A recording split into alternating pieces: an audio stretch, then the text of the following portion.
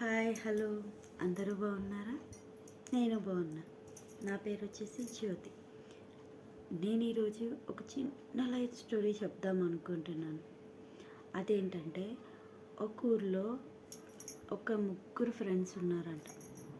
వాళ్ళు చిన్నప్పటి నుంచి స్కూల్, కాలేజ్, ఎవ్రీథింగ్ కలిసి చదువుకున్నారంట. అయితే అందులో ఇద్దరు అమ్మాయిలు, ఒక అబ్బాయి. వాళ్ళ పేర్లు వచ్చేసి భాగ్య, మౌనిక అండ్ కృష్ణ. మౌనిక వచ్చేసి కృష్ణని చాలా లవ్ చేసిందంట. అయితేనేమో ఆ విషయం తనకి ఎప్పుడు చెప్పలేదంట.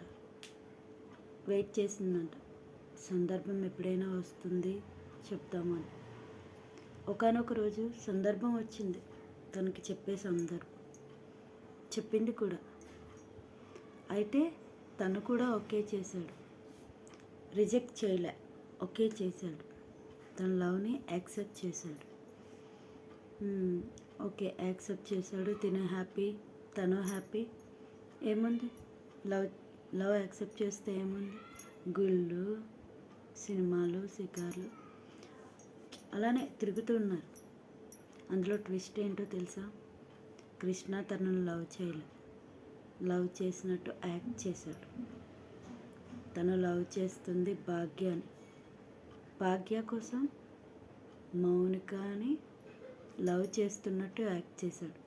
తనకి దగ్గర అవడం కోసం తినని లవ్ చేస్తున్నట్టు యాక్ట్ చేశాడు.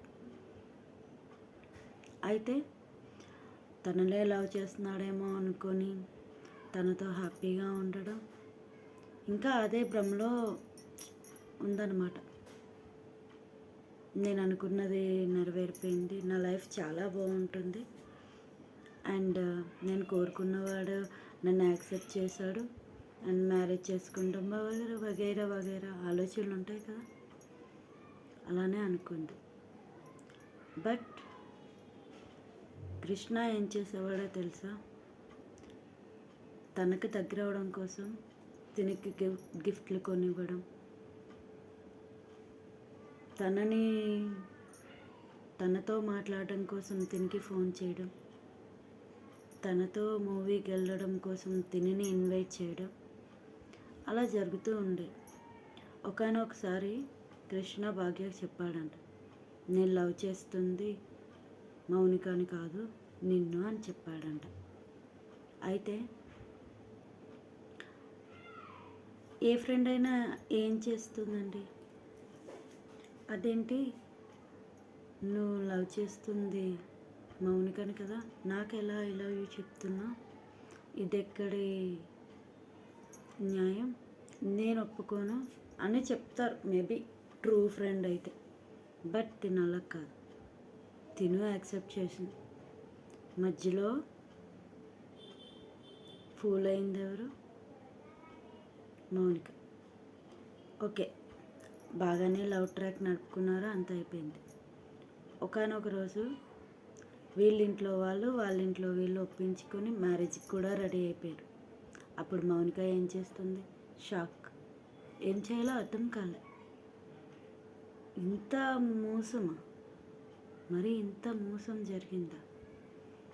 చాలా ఏడ్చింది, ఏం చేయాలో అర్థం కాలే, డిప్రెషన్లోకి వెళ్ళింది. ఆఖరికి చచ్చిపోదామని ఫిక్స్ అయింది. అప్పుడు ఏంటో ఆ బాధనంతా చూసి వాళ్ళ నాన్న, వాళ్ళ డాడీకి ఏం చేయాలో అర్థం కావట్లేదు. ఆ బాధను చూసి, అయ్యో ఏంటి నా కూతురు ఇలా అయిపోతుంది, ఏమైంది, తను చెప్పట్లేదు, ఎందుకు ఇలా అవుతుంది, తన ఫ్రెండ్స్ని అడుగుదామంటే తనకున్నది వీళ్ళిద్దరే ఫ్రెండ్స్, వాళ్ళు కూడా ఏం చెప్పట్లేదు, ఏమైంది నా కూతురికి, ఎందుకు ఇలా అయిపోతుంది, ఏమైనా చెయ్యాలి అని వాళ్ళ నాన్న బాధపడుతూ ఉండేవాడంట. అప్పుడు ఆ అమ్మాయి ఒకరోజు డిసైడ్ అయిందంట, నేను ఎలా అయినా చనిపోవాలి, ఇంకా నన్ను లవ్ చేసిన వాడు మోసం చేశాడు, ఫ్రెండ్ అని నమ్మించి ఏమే మోసం చేసింది, ఇలా ఈ భూమి మీద మనుషులంతా ఇలానే ఉంటారు, తమ స్వార్థం కోసం వాడుకుంటూ ఉంటారు, ఇలాంటి భూమి మీద నేను బ్రతకాలా అని చెప్పి decide. She is decide but వాళ్ళ నాన్న తిన పెయిన్ అంతా అర్థం చేసుకొని నా కూతురికి ఏదైనా చేయాలి, ఇలా ఉంచకూడదని చెప్పి వాళ్ళ నాన్న ఒక మంచి అమెరికా సంబంధం తీసుకొస్తారు. అన్నీ మంచి అమెరికా సంబంధం, మంచి అబ్బాయి, మంచి వెల్ సెటిల్డ్, తిని నువ్వు ఆదరిస్తాడు. అమ్మ లైఫ్ అంటే ఇదే కాదు, నువ్వు ఎందుకు బాధపడుతున్నావో నాకు తెలియదు, బట్ బాధ అనేది అందరికీ ఉంటుంది, బాధకి పరిష్కారం కూడా ఉంటుంది. నువ్వు ఇంత బాధపడుతున్నావు అంటే దానికి తగ్గది ఇంకేదో ఉందని అర్థం చేసుకో అని చెప్పి తనని మార్చేసి డైవర్ట్ చేసి మ్యారేజ్ చేస్తాడు. ఒక మంచి అమెరికా సంబంధం తీసుకొచ్చి మ్యారేజ్ చేస్తాడనమాట. మ్యారేజ్ చేసుకుంటాడు. తన లైఫ్ చాలా బాగుంటుంది. అమెరికా వెళ్తుంది. మంచి సినిమాలో ట్రై చేస్తుంది. ఒక మంచి పెద్ద సినిమాలో ఆపర్చునిటీ వస్తుంది. ఒక పెద్ద స్టార్ అవుతుంది. చాలా హ్యాపీ అంటే చాలా హ్యాపీ. ఊర్లో అందరూ కూడా షాక్, తినేనా ఇంత మంచి యాక్టర్ అయిందా, మా మధ్య తిరిగే అమ్మాయి ఇంత మంచి యాక్టర్ అయిందా, అందరూ చాలా పొగుడతారు. వెల్ ఒకానొక రోజు వాళ్ళ ఊరు వస్తుందన్నమాట. ఊరు